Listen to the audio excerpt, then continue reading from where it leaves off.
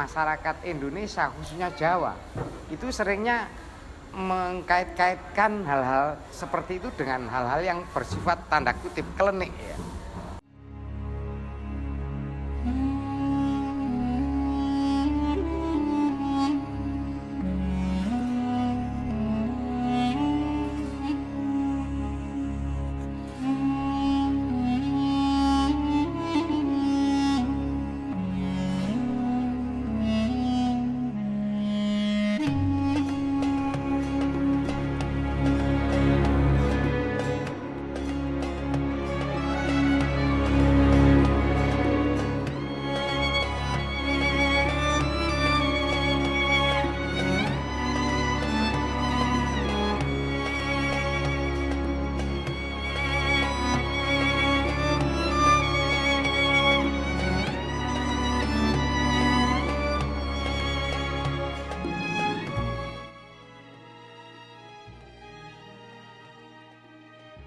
Nah, kalau ditanya kenapa, ya kami semua tentunya tidak ada yang bisa jawab ya. Tapi kalau meraba-raba mungkin saja karena banyak orang itu yang masyarakat lah, itu yang tidak tahu kapan dimulainya pondok pesantren dibangun. Kenapa begitu? Karena pondok pesantren dibangun di tempat yang lembah, yang rendah. Sehingga kalau dari jalan depan itu masuk ini sudah langsung lantai 3. Nah begitu pondok pesantren ini sudah ada lantai 5 dan bendera yang besar setinggi waktu itu 62 meter dari dasar itu dengan ukuran bendera 20 kali 30 meter, merah putih 20 kali 30 meter, itu baru masyarakat tahu kalau di sini ada bangunan pondok ini. Nah masyarakat kita, masyarakat Indonesia khususnya Jawa itu seringnya mengkait-kaitkan hal-hal seperti itu dengan hal-hal yang bersifat tanda kutip klinik ya. Makanya Borobudur ada yang mengatakan dibangun jin. Nah mungkin itu mereka menyebutkan bahwa pondok pesantren ini adalah pondok Masjid Tiban karena bentuknya pondok ini kan menara. Orang Indonesia kalau ada menara itu identik dengan masjid.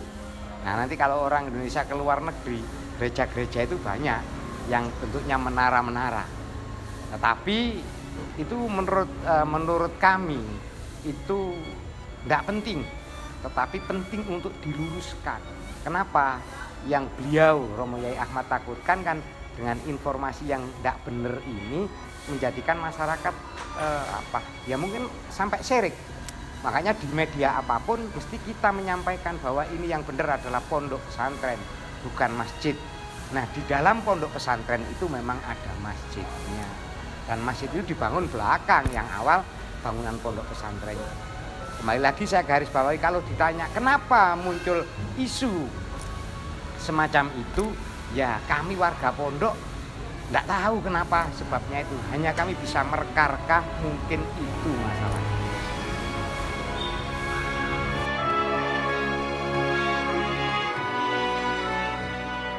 Pondok pesantren ini dulunya adalah rumah tempat tinggal orang tua Romo Yai Ahmad. Beliau pun dilahirkan ya di rumah yang sekarang dijadikan pondok pesantren.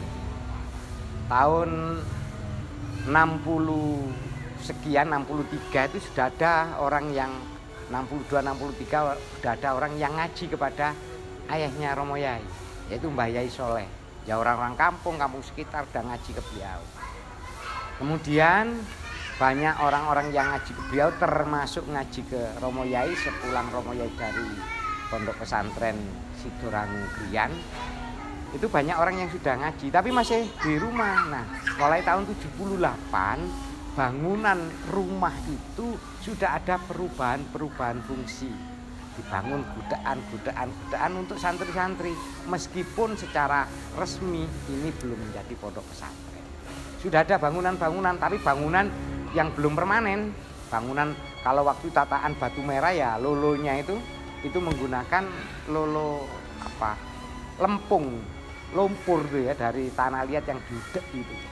Itu mulai tahun 78. Terus bergerak terus sedikit demi sedikit ada perubahan tempat untuk bangun musola dan lain sebagainya. Kemudian sempat berhenti, memang pondok pesantren ini sempat berhenti kurang lebih tahun 94 itu berhenti karena apa? Pondok pesantren dimintai IMB.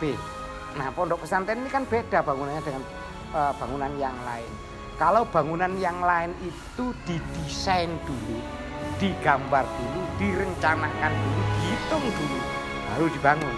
Pondok pesantren ini enggak ada perencanaan, enggak ada gambar, enggak ada master plan-nya, enggak ada, blueprint-nya enggak ada. Kenapa? Karena pondok pesantren ini dibangun atas dasar hasil istikharah Romo Kiai Ahmad. Beliau selaku perintis, pendiri, pemilik, pengasuh di pondok pesantren ini. Semuanya ini adalah hasil istikharah. Untuk apa? Kenapa kok bangunnya ini menggunakan istikharah? Bangunan pondok pesantren fungsi tujuan yang utama itu adalah fungsi rohani, bukan fungsi fisiknya. Fungsi fisiknya adalah belakang. Yang paling utama adalah fungsi rohani, yaitu sebagai sarana atau alat atau media untuk membersihkan hati dari berbagai macam penyakit hati. Dengan harapan agar kita semuanya bisa lebih beriman dan lebih cinta kepada Tuhan. Seseorang yang beriman, maka secara otomatis biidznillah orang itu akan lebih bertakwa kepadanya.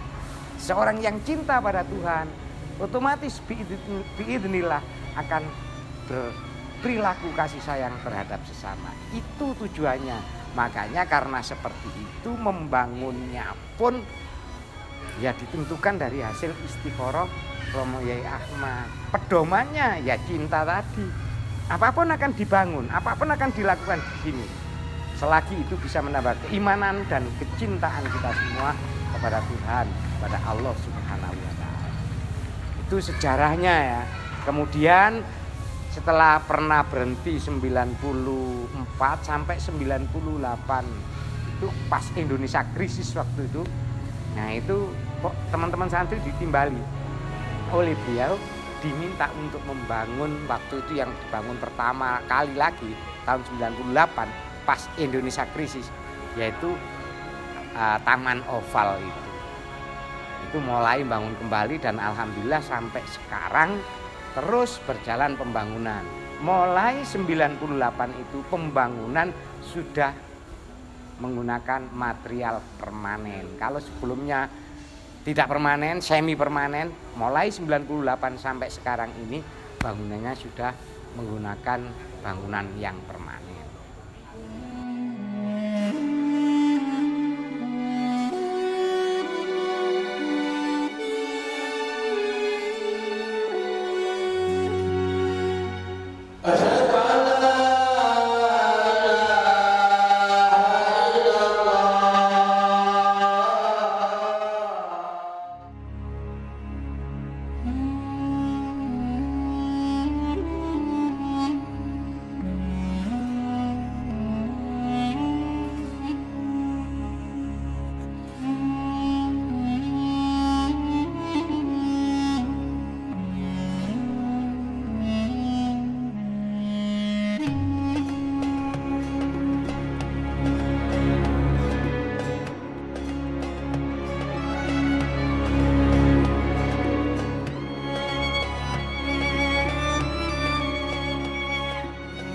Penerus pondok pesantren, penerus kepemimpinan kalau boleh saya katakan pondok pesantren ini ya Bunyai sama putri-putri Romo Kiai Ahmad.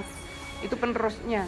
Artinya ya semuanya kita mengacunya, melangkah kita ya atas dawuh dari dalam dari Bunyai dan putri-putri beliau.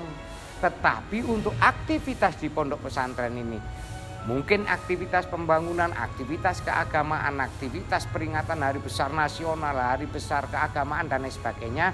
Di pondok ini ada yang namanya pengurus pondok pesantren yang ngurusi semuanya, pengurus pondok pesantren. Kemudian ada panitia pondok pesantren. Ini spesial yang ngurusi aktivitas-aktivitas. Baik itu aktivitas pembangunan, baik itu aktivitas peringatan hari besar dan lain sebagainya. Ini ada panitia yang jumlahnya dulu 11 orang dan sekarang tinggal 8 orang. Itu memang yang nunjuk Romo Kiai Ahmad langsung sehingga tidak ada pergantian. Itu. Kemudian ada pengurus santri. Nah, pengurus santri yang mengatur dirinya, yang mengatur sesama santri. Bagaimana bisa melaksanakan aktivitas di pondok pesantren ini sesuai dengan dawuh-dawuh pemilik atau pengasuh pondok pesantren. Itu yang meneruskan sampai sekarang. Tapi tetap di bawah komando dalam, yaitu Bu Nyai dan putri-putri beliau.